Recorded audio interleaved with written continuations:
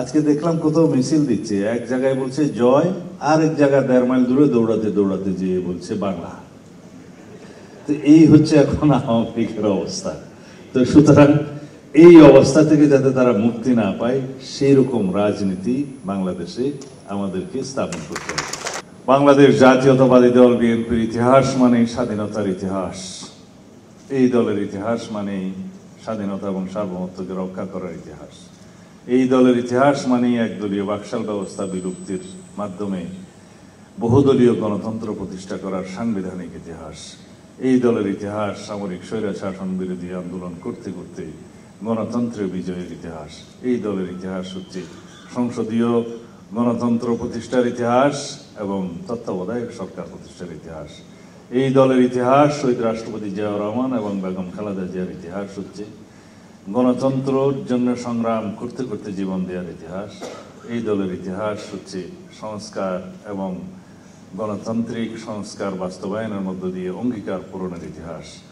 অন্যদিকে আরেকটি দল ফেসিবাদী ফেসিস্ট আওয়ামী লীগের ইতিহাস হচ্ছে গণতন্ত্র হত্যার ইতিহাস, গুম খুন অপহরণ এবং বাংলাদেশের সম্পদ লুটপাটের ইতিহাস। বাংলাদেশে যত রকমের ফেসিবাদী আচরণ এবং সন্ত্রাসবাদী কর্মকাণ্ড প্রতিষ্ঠা হয়েছে, শত সহস্র মুক্তিযোদ্ধাদেরকে হত্যা করেছে, সেই ইতিহাস বাকশালীদের ইতিহাস। এই দুটোকে তুলনা করলে বাংলাদেশের মানুষ অবশ্যই বিএনপির পতাকা তলে ঐক্যবদ্ধ হবে এবং হয়েছেও তাই।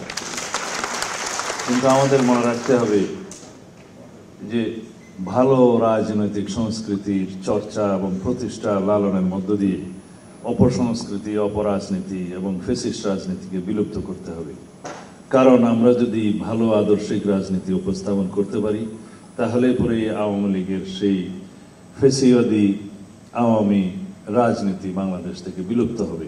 সর্বক্ষেত্রেই আপনারা দেখবেন বিকল্প যদি ভালো থাকে, অতীতের সমস্ত ফেসিস্ট অগণতান্ত্রিক শক্তির কোনো রাজনীতি বাংলাদেশে আর চেষ্টা করলেও প্রতিষ্ঠা পাবে না।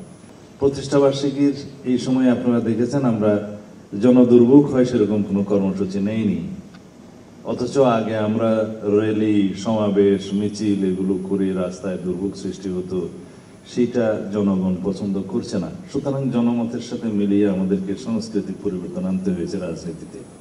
শুধুমাত্র ভোটের মাধ্যমে গণতন্ত্র প্রতিষ্ঠা হবে, এরপরে একদল ক্ষমতায় আসবে, 5 বছর পরে আরেক দল ক্ষমতায় আসবে, এটা রাজনীতি হতে পারে না।